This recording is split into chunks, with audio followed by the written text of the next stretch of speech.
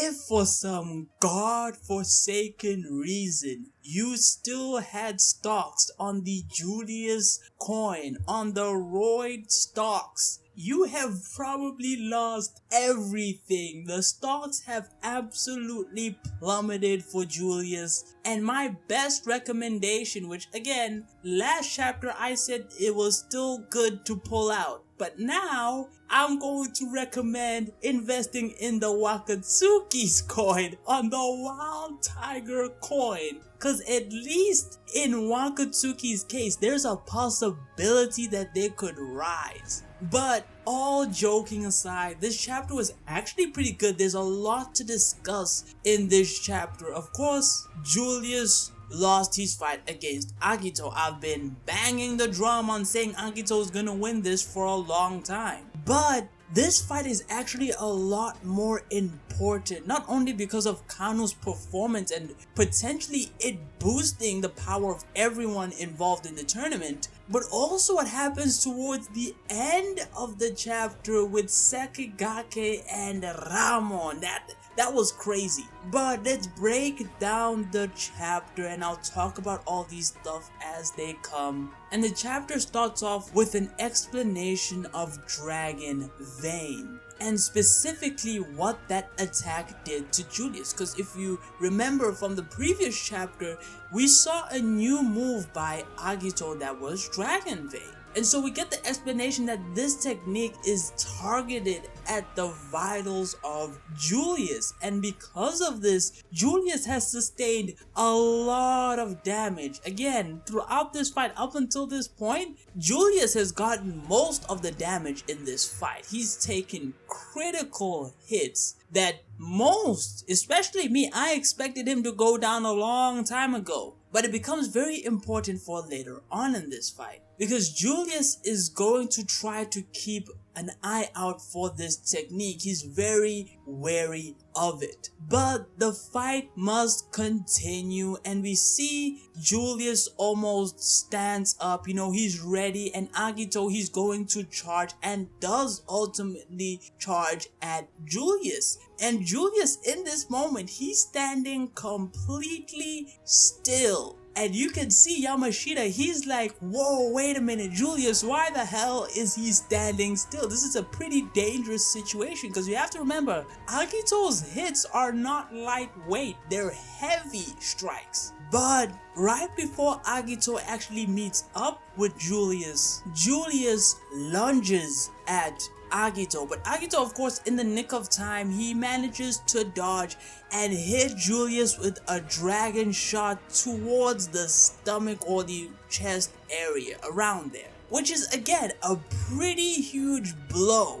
But Julius actually tanks the hit, or more specifically, he endures the hits, all for a moment to hit Agito, or to at least get Agito in a range that he can actually hit him in, because he was actually struggling with this throughout the entire fight. And now that Agito is right in front of him and Julius has grabbed him, he then starts to unleash the God Totter, or his ultimate move thingy, and Julius is in point blank range. Again, this attack would most likely one-shot Agito. This is a very dangerous move and a big play by Julius. But that play does not pay off, because Agito manages to slide out of that situation by shifting towards the right of Julius while tripping him using, of course, his right leg, throwing him off balance. But it doesn't even stop there, because as Julius is falling, my man receives a kick to the face by Agito, and oh boy, a dragon shot and a kick to the face. You would think it would be over. Most people would be like, yeah, it's over, but Julius, he comes back again like it's crazy. He doesn't fall down, he halts himself before he actually falls down, and is seemingly trying to use the Gogater on his right arm, because Agito is still holding on to it. But luckily for Agito, he manages to slip out of that situation as well and hits him with a powerful knee to the face called the Rising Dragon, and well, that's it. If all the other hits weren't enough to do it, that was the shot that took Julius down for the count for good, and Agito is announced as the straight up winner of this fight. And after this, Yamashita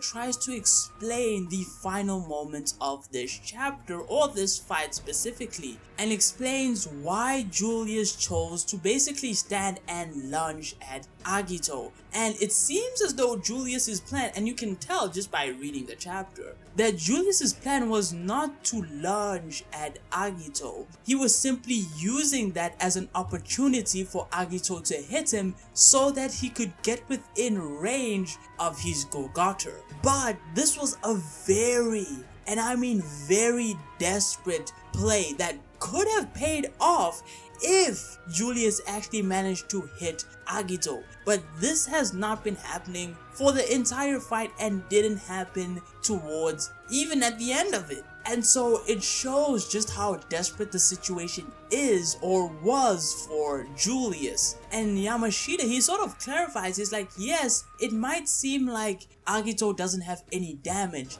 but this was pretty close, all things considered. Because if you take into consideration Julius's one-shotting capabilities, Agito couldn't afford to take an attack the same way Julius was. And this is a constant theme for this tournament, where it is decided by very slight margins, at least so far. The differences between who has won each fight have been basically down to split second decisions, or just one move, or being one move ahead of your opponent. It is technically no different in this fight. And so in that way, we could say that it was a high diff, maybe extreme diff fight, which I'm fine at rating it that, to be honest. The problem, however, is thinking that Julius is as strong as Agito.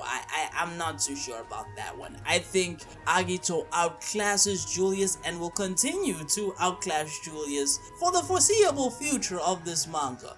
But with that, Agito advances to the semi-finals, and Jan, he's of course pondering the ideas and the possibilities that he talked about in the last chapter, with everyone getting stronger because of the connector's influence, you could say. And he's actually looking forward to that. That's the sense I got when I was reading Jan's dialogues, that he's kind of looking forward to what happens here. And it leads to quite an interesting panel with people that are close to Shen Wulong that may have actually gotten under the influence of course, this evolution and all this other stuff. But also seeing characters in this panel that are close to Shen Wulong, and I see Lo Long Donaire there. I'm going to start pushing my agenda early. I am ready for Lo Long versus Ramon. And speaking of Ramon, we then cut over to what is seemingly the waiting rooms for the fighters, specifically Ramon's waiting room, and it seems like Sakigake has come to pay him a visit. And unfortunately, it isn't to talk or to have lunch or anything like that. Sakigake wants to kill Ramon. We all know that the Ice Age Dragons and the Newer group have beef, and a lot of people made this connection before I did, but the simple answer to this puzzle